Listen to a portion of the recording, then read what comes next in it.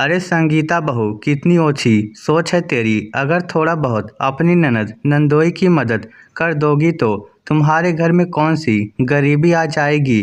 अरे अपने ही तो अपनों के काम आते हैं, फिर भी तुम मम्मी जी, मैंने कह दिया ना कि मुझे किसी की मदद नहीं करनी है। फिर आप एक ही बात को बार बार क्यों बोल रहे हो। ऐसा तो है नहीं कि आपके बार बार बोलने से मैं अपना फैसला बदल दूंगी। अपनी सास कावेरी जी की बात को काटते हुए संगीता ने कहा और उठकर अंदर कमरे में चली गई। ये सुनकर कावेरी जी थोड़ा सा चिढ़ गई और वहीं बैठे अपने बेटे अमर को सुनाते हुए बोली, हाँ सिर्फ ननद चुभती है सबको। अभी 5 महीने पहले इसकी बहन के यहाँ भी काम पड़ा था तो उसकी मदद के लिए तो ये झट से तैयार हो गई थी और बिना कुछ देर किए ही फट से पैसे निकाल कर दे दिए थे इसने। बस मेरी बेटी दामाद के लिए इसके पास कुछ नहीं है। आज अगर मेरे पति जिंदा होते तो अपनी बेटी को यूं परेशान होते ना देखते। मेरे बाद तो शायद मेरी बेटी का मायका भी ख़त्म हो जाएगा। ये सुनकर लैपटॉप पर काम करते हुए अमर ने कुछ नहीं कहा। ये देखकर कावेरी जी और ज़्यादा चिढ़ गई। अरे मैं क्या खुद से बात करती रहूं, तुझे सुनाई नहीं देता है क्या। कैसा भाई है तू। थोड़ी सी अपनी बहन बहनोई की मदद कर देगा तो कुछ बिगड़ जाएगा क्या। देखो मम्मी, ऐसा है, मैं आपको पहले ही कह चुका हूं कि मेरे पास तो पैसे नहीं हैं। आप खुद जानती ही हैं अच्छे से। अभी अभी मैंने अपने बेटे का एडमिशन कराया है कॉलेज में, उसमें कितने पैसे लग गए। ऊपर से छोटी के ससुराल में उसके ससुर जी का भी रिटायरमेंट था, वहाँ पर भी पहरवानी देनी पड़ी थी। मेरे पास इतने पैसे कहाँ हैं। अरे तेरे पास नहीं है तो तेरी पत्नी से ले ले, वो भी तो कमाती है। मम्मी अभी अधिकतर घर का खर्चा संगीता ही कर रही है। आप लोगों को इतने पैसे कहाँ नज़र आ रहे हैं। हमारे पास इतनी इनकम थोड़ी ना हमारी। आखिर कहाँ से लाकर दें आपको पैसे। अरे वाह, कैसे नहीं हैं तुम्हारे पास पैसे। मैंने तो सुना है कि बहू के पापा ने अपने रिटायरमेंट के आए हुए पैसों से उसके नाम एक एफडी करवाई है, वो भी पूरे 1 लाख रुपए की। तो उस एफडी को तुड़वा कर पैसे नहीं दे सकती। कावेरी जी अपने हाथों को नचाते हुए बोली, मम्मी शर्म करो कुछ। अब क्या अपना सब कुछ लुटा दे आपकी बेटी और दामाद पर। हमारे पास अपनी कोई सेविंग नहीं बची है। अब ले देकर आपकी बहू के पापा ने उसके नाम से कुछ सेविंग की है तो आपको उससे भी परेशानी हो रही है। उसके पापा ने उसके नाम एफडी करवाई है तो उस पर पहला हक उसके पापा का ही है और हम उसे हाथ भी नहीं लगाने वाले। कल को भविष्य में उन्हें ज़रूरत पड़ी तो वो खुद ही इस्तेमाल कर लेंगे। आपकी बेटी दामाद तो कभी हमें दिया हुआ पैसा भी वापस नहीं करते। कई बार वो लोग हमसे पैसे ले चुके हैं और ऊपर से आप अब क्या बहन बेटी से भी पैसे मांगेगा। अरे उन्हें तो जितना दो उतनी ही बरकत होती है। माना कि बहन बेटी को देने से बरकत होती है, लेकिन जो उधार के नाम पर मांगा गया है वो तो वापस देना पड़ता है। दोनों पति पत्नी बेशर्म हैं कि पैसा मांग भी लेते हैं और वापस देते भी नहीं हैं। आखिर अब किस मुंह से कह रहे हैं कि हमारी मदद कर दो। और क्या मदद कर दो, कोई मुसीबत भी नहीं है, बस घूमने जाने के लिए पैसा चाहिए। हमारे पास तो कुछ नहीं है, कह दो अपनी बेटी से। अमर ने दो टूक जवाब दिया और अपने काम में लग गया। इन लोगों को तो मेरी बेटी फूटी आंख नहीं सुहाती है। अभी ये हाल है तो मेरे मरने के बाद तो ये लोग उससे रिश्ता ही तोड़ लेंगे। अगर थोड़ी सी पैसों की मदद कर देते तो कुछ बिगड़ जाता क्या।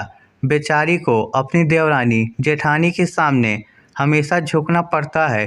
कावेरी जी बड़बड़ाती जा रही थी, लेकिन अब कोई उनकी बात पर ध्यान भी नहीं दे रहा था, इसलिए अब खुद ही बड़बड़ाकर चुप हो गई। कावेरी जी अपने बेटे अमर और बहू संगीता के साथ रहती थी। उन दोनों का एक बेटा भी था जो कॉलेज में फर्स्ट ईयर में आ चुका था। साथ ही जमुना जी के एक बेटी जमाई सुधा और अमन भी थे जो इसी शहर में रहते थे और अमर से छोटे थे। अमर और संगीता दोनों मिलकर कमाते थे और अपना घर खर्च चलाते थे। दोनों की कमाई भी ठीक ठाक थी, जिससे घर खर्च चल भी जाता था और थोड़ी बहुत सेविंग भी हो जाती थी। लेकिन कावेरी जी की बेटी सुधा और उसका पति रमन दोनों लालची किस्म के लोग थे। आए दिन रीति रिवाज के नाम पर तो वसूलते ही थे, लेकिन कभी कभार मदद के नाम पर अमर से पैसा ले लेते थे तो कभी लौटाते ही नहीं थे। 3 साल पहले सुधा के ससुर जी का एक्सीडेंट हुआ था। तब अमर से उन्होंने 1 लाख रुपए की मदद मांगी थी, पर अमर के पास तब इतने पैसे नहीं थे। तो ससुर जी के इलाज के नाम पर अमर से उन लोगों ने 50,000 रुपये तो ले ही लिए थे, लेकिन वो पैसे कई बार कहने के बावजूद भी आज तक नहीं लौटाए। कावेरी जी से कहते तो कावेरी जी भी जवाब दे देती, अरे उन लोगों के पास पैसे नहीं है तो नहीं दे पा रहे हैं, अब क्या उनकी जान ही ले लोगे।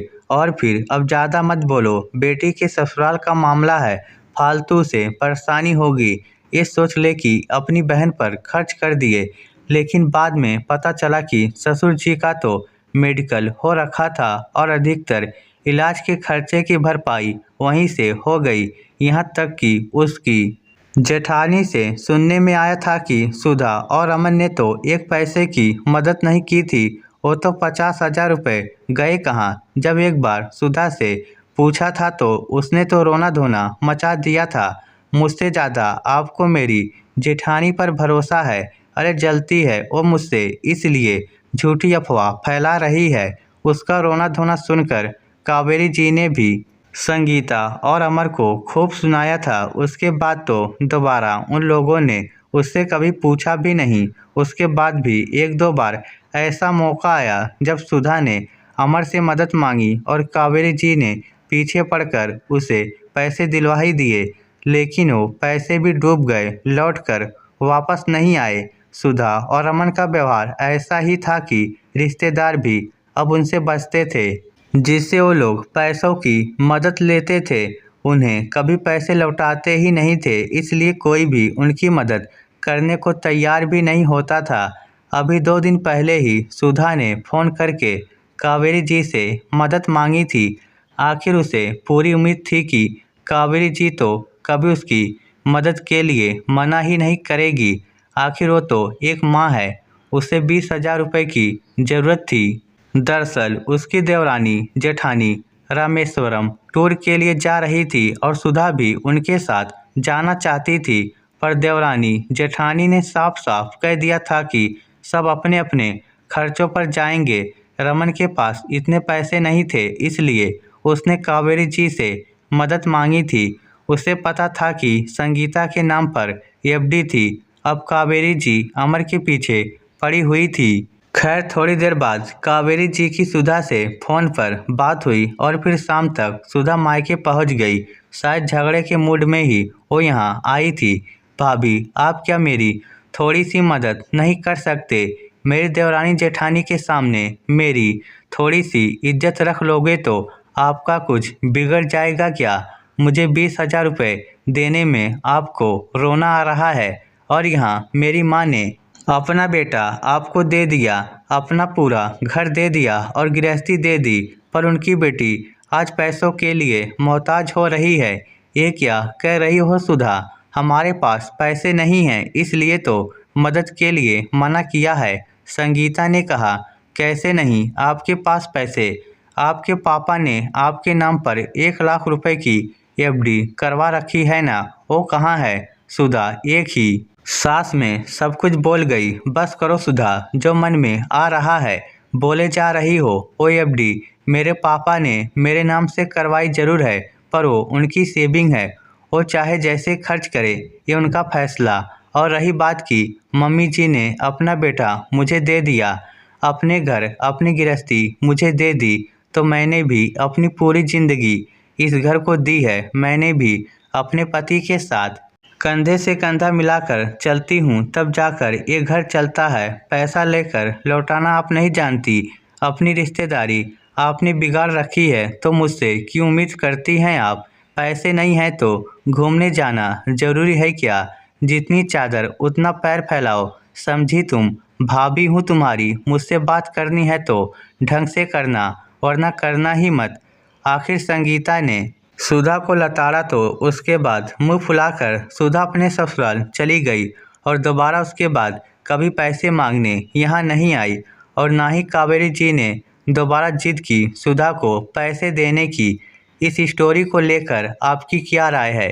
नीचे कमेंट करके हमें ज़रूर बताइएगा। धन्यवाद।